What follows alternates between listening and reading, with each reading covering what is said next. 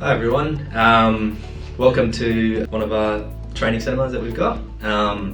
Today I'm with Sarah and we're going to be talking about how to maximise your deductions to claim in your individual tax returns. It's probably a very common question that we get from a lot of clients is what can we claim and how do we claim it and how does it work? So I think this is quite a key aspect of your return, and I hope this gives you guys some help.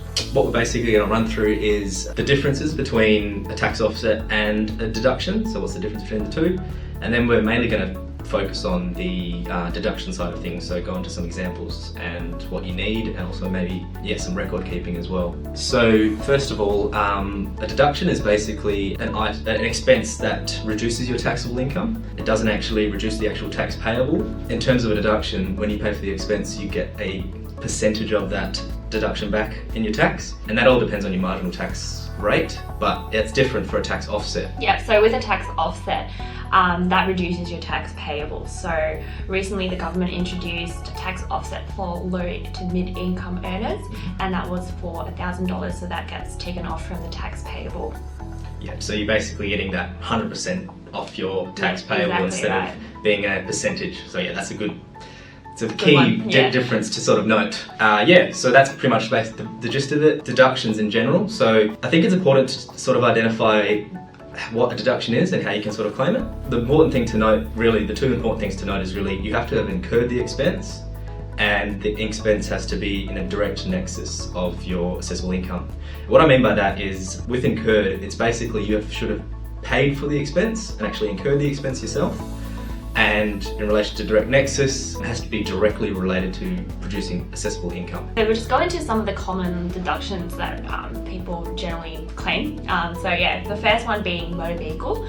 So there are generally two methods. We have the cents per kilometre method, and we also have the logbook method. So with the cents per kilometre, this year the ATO rate was 68 cents per kilometre. From 1st July 2020, that goes up to 72 cents. And it is important to note that the maximum business kilometres was 5,000, and that gives you a maximum of about $3,400 to claim.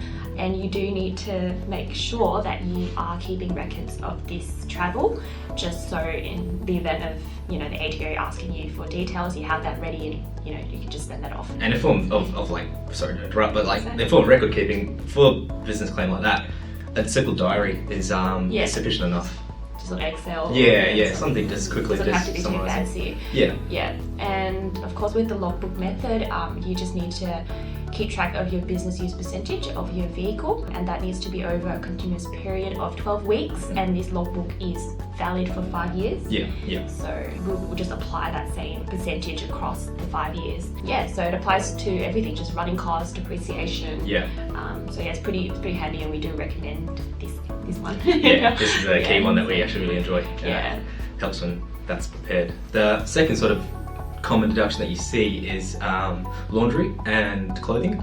So basically claiming for expenses that you can include clothing. Don't get confused, you can't claim everything. So not just personal clothes that you can get. It has to be either work specific. So for instance, as a chef, you got chef pants, chef hat, uniforms, so company uniforms, and you need to also have a logo on there as well. A logo needs to be planted on there, so obviously don't get too crazy with that one. And protective clothing as well, so protective goggles, protective boots, shoes, or even sunscreen. I've seen if you're working outdoors, that's the one you can. Of course. So laundry expenses as well that can be claimed for these for the uniforms and the clothing like that can be claimed as well, either on a $1 per load basis if it's completely washing for those work-related clothes, or a 50 cent per load basis if you're washing with other clothes as well. So if you're washing once a week and it's just purely work clothes for 52 weeks, that's $52. That's your claim. It's important to note record keeping for that as well. So there's certain limits and exemptions you can have. So if you are claiming more than $150 in clothing and more than $300 in your total work-related expenses, you have to keep records. For instance, if you got less than $150 in clothing, so you buy boots for $90 and your overall claim for work-related expenses is $3,000, you don't need records for that specific clothing. But you just got to be careful of those limits. So the other one was gifts and donations. So With donations, if you're making it to a deductible gift recipient, that becomes tax deductible. So do just make sure that if you want to include that in your tax return, you have to just check for that. So you can go onto the ABR website or even on the website of the organisation that you're donating to, and they usually will have that information for you.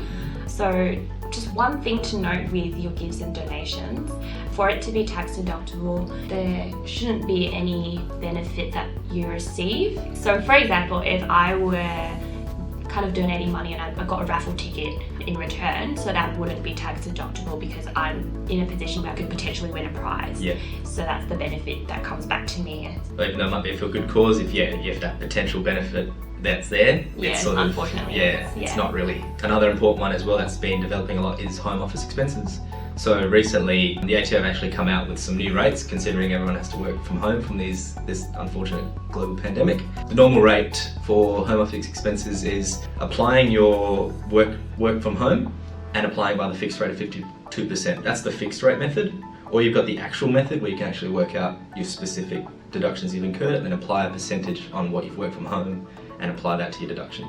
The new rate that has come out from the ATO regarding working from home during the COVID lockdown period is from March 1, 2020 to 30 June 2020.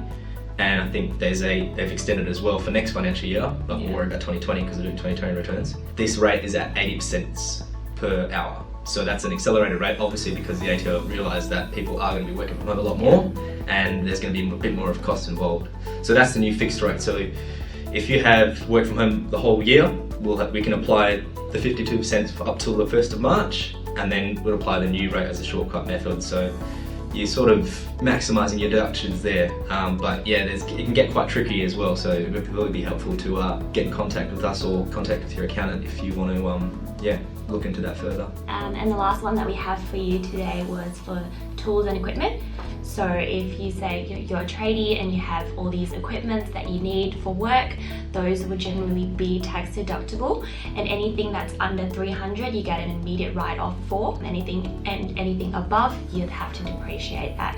And so just linking that as well with your motor vehicle expenses, if you need to transport these equipment and it's heavy and bulky and you have nowhere to store them and you're using your vehicle to transport them, on site or to your client's place, that would be also considered a work trip and that would be tax deductible. Yeah, so that's basically the most common examples that we see. I hope this was helpful for you guys, and if you have any questions, please don't hesitate to reach out to us. We're always happy to have a chat. Yeah. And we'll see you next time. See ya.